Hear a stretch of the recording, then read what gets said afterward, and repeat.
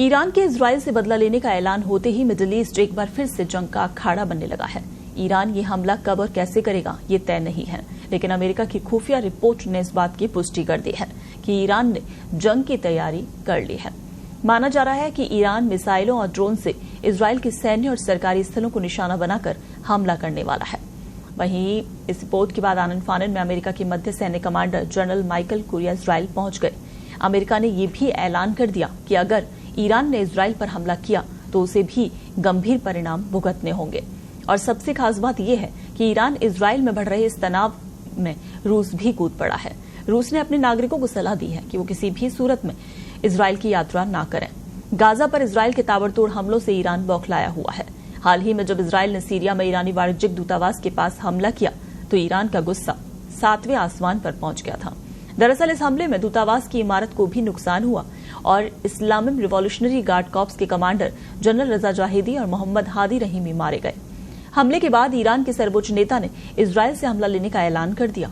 ईद पर दिए गए अपने सार्वजनिक संबोधन में भी खामनेई ने कहा कि इजराइल को इसकी सजा जरूर मिलेगी। इसके बाद से ही मिडिल ईस्ट में गतिविधियां तेज हो गईं।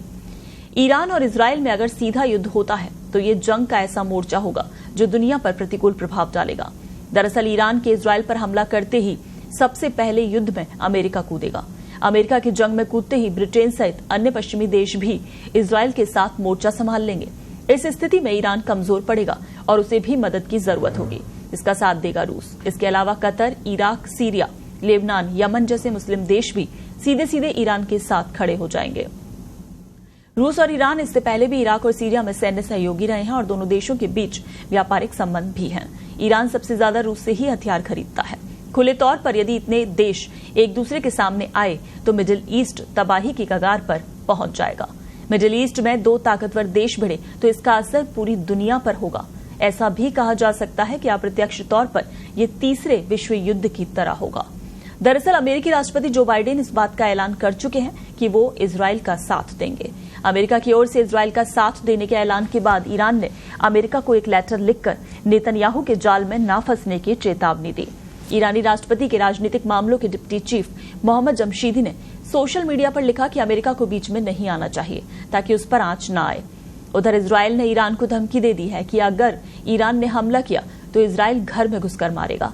नेतन्याहू ने कहा कि हम चुनौतीपूर्ण समय में हैं। हम गाजा में युद्ध के बीच में हैं जो पूरी ताकत से जारी है। बंधकों को वापस लाने का प्रयास कर रहे हैं। खास बात यह है कि F-15 फाइटर जेट लंबी दूरी का वार करने के लिए इजराइल का प्राथमिक हथियार है।